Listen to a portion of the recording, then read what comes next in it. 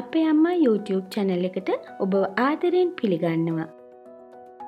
අලු කෙසෙල් එලි තෙල් දාලා කාලා තියෙනව නේද? මම එක එක විදියට අලු කෙසෙල් එලි තෙල් දානවා. අද තෙල් දාන විදිය බලන්නකෝ. කෝනිස්සු මිටක් අරන් තිනවා. මේ කෝනිස්සු වෙළඳ පොලේ ග්‍රෑම් 100ක් රුපියල් 100යි. මෙතන තියෙන්නේ ග්‍රෑම් 10යි. පොඩ්ඩක්වත් වැලි නෑ මේ වයේ. මේකේ අපිට තියෙන්නේ හොද ගන්න විතරයි. දැන් ඒක හොදලා මෙන්න මේ විදිහට හොඳට මිරික ගන්න ඕනේ.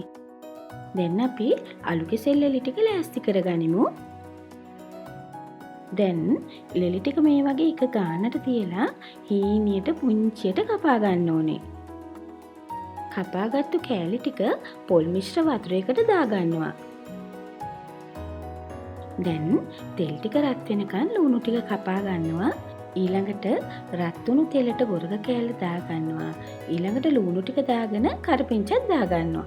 දාලා හොඳට ටෙම්පරාදු කරනවා. දැන් ඊළඟට රම්පි කෑලි දෙකක් දානවා. ඒක ආයෙ ටෙම්පරාදු කරලා හොදලා මිරිකගත්තු කූනිස්සු ටික ඒකට දාලා හොඳට බැද ගන්න ඕනේ. මේ වගේ කලවම් කරමින් බැදුනට පස්සේ කපාගත්තු අලු කෙසෙල් එලි ටික මෙන්න මේ වගේ මිරිකලා ඇතිලියට දාගන්න ඕනේ. දැන් ඊළඟට මේ වගේ කලවම් කරමින් උයා ගන්න ඕනේ. දැන් ලුණු දාගන්න වෙලාව. කෝනිස්සු වල ලුණු තියෙන නිසා ලුණු පරිස්සමට පොඩ්ඩක් දාගන්න.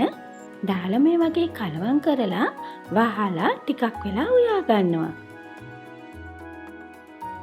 දැන් අලු කෙසෙල් එලි ටික තැම්බිලානේ තියෙන්නේ. මේ වෙලාවේ කහයි කෑලි මිරිස් තේ ඇඳි භාගෙකුයි එකතු කරගන්නවා. දැන් මේ විදිහට කලවම් කරමින් විනාඩි 2ක් විතර උයා ගන්නවා. දැන් කෙසෙල් එලි බැදුම උයලා ඉවරයි. දැන් ඉප ඕෆ් කරනවා. මං කෙසෙල් එලි කපලා පොල් මිශ්‍ර වතුරට දාපු නිසා තමයි කහට පිපෙන්නේ නැතුව මේ වගේ ලස්සන කොළ පාටට තියෙන්නේ.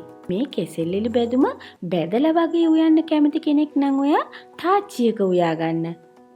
මේ කූනිස්සු වෙනුවට උම්බලකට උනක් දාලා හදා ගන්න පුළුවන්. මේ අලු කෙසෙල් එලි බැදුම බත් එක්ක වගේම පාන්, ඉන්දියාප්ප, රොටි එක්ක උනත් හරිම රසයි.